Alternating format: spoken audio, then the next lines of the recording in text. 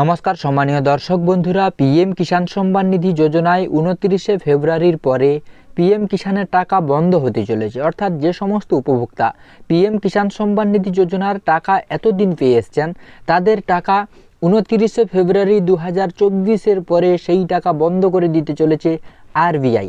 Reserve bank of India এই নিয়ে একটি নোটিশ প্রোভাইড করেছে। আজকের এই ভিডিও থেকে সেই তথ্য আমি আপনাদের দেব। কাদের টাকা বন্ধ হবে এবং যাদের বন্ধ হয়ে যাবে তাদের সলিউশন কী রয়েছে, অর্থাৎ টাকা পেতে গেলে কি সলিউশন রয়েছে, সেটাও আজকের এই ভিডিও থেকে আমি ইন ডিটেলস আলোচনা করব। ভিডিওটি প্রথম থেকে শেষ পর্যন্ত দেখুন। আশা করছি ভিডিওটি আপনাদের কাজে আসবে।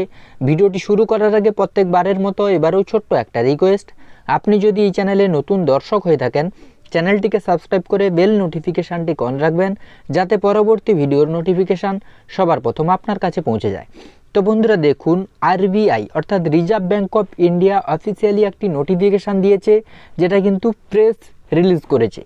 এবং এই নোটিফিকেশানে বলা হয়েছে, কি বলা হয়েছে আমি আপনাদের দেখিয়ে দিচ্ছি। দেখুন, এই অপশানটিতে আপনারা দেখলে বুঝতে পারবেন, no further deposit or credits transaction or top apps shall be allowed in any customer accounts, prepaid instrument, wallets, FASTag, NCMC cards, etc. after February 29, 2024, other than any interest, cashbacks or refunds which may be credited anytime।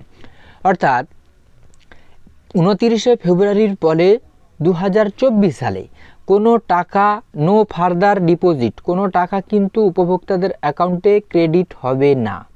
এটা কিন্তু এখানে বলা রয়েছে। দেখুন, deposit অথবা credit কিন্তু হবে না। এখানে স্পষ্টতই আপনারা দেখতে পাচ্ছেন 29শে ফেব্রুয়ারির পরে কিন্তু এটি বন্ধ হয়ে যাচ্ছে। এবার এটি সরকারি যে প্রকল্পগুলো রয়েছে, যে সমস্ত প্রকল্পে আপনার ব্যাংকের সঙ্গে ডিবিটি লিঙ্ক রয়েছে, সেই সমস্ত প্রকল্পের টাকা কিন্তু আপনার অ্যাকাউন্টে ক্রেডিট হবে না, অর্থাৎ আপনার অ্যাকাউন্টে ঢুকবে না। কারণ প্রত্যেকটি প্রকল্পে এখন থেকে, যেমন পিএম কিষাণ বা কৃষক বন্ধু, এগুলো কিন্তু ডিবিটির মাধ্যমে উপভোক্তাদের অ্যাকাউন্টে টাকা দেওয়া হয়।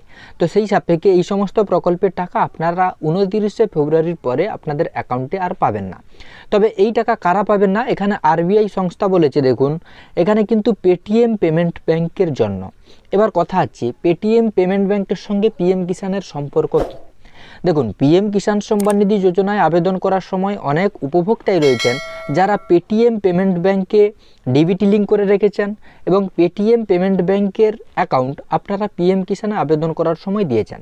তো তাদের ক্ষেত্রে 29শে ফেব্রুয়ারি 2024-এর পরে পিএম কিষাণের টাকা ঢুকবে না।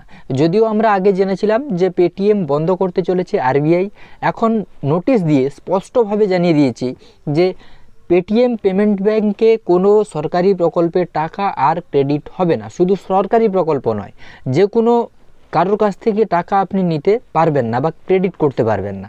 তো অধিকাংশ মানুষই রয়েছে যারা পিএম কিষাণে আবেদন করার সময় এই পেটিএম পেমেন্ট ব্যাংকের সঙ্গে ডিবিটি লিঙ্ক করে রেখেছে। সেক্ষেত্রে পিএম কিষাণের টাকাও এই পেটিএম ব্যাংকে আসে, কারণ ডিবিটি লিঙ্ক রয়েছে। এবার কথা হচ্ছে, যাদের এই রকম প্রবলেম রয়েছে তাদের ক্ষেত্রে করণীয় কী?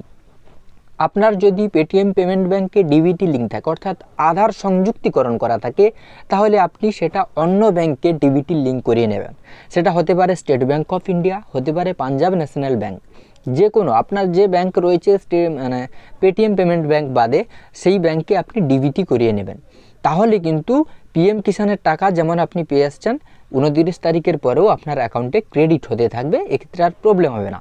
আর এতেও যদি না হয়, তাহলে আপনি কি করবেন, অফিসিয়াল ওয়েবসাইটে গিয়ে এডিট অপশানে ক্লিক করে আপনি ওইখানে ব্যাংকটিকে চেঞ্জ করে দেবেন এবং অফিসিয়ালি কৃষি দপ্তরে অফিসে গিয়ে আপনার হার্ড কপি অর্থাৎ ডকুমেন্টগুলো জমা দিয়ে আসবেন।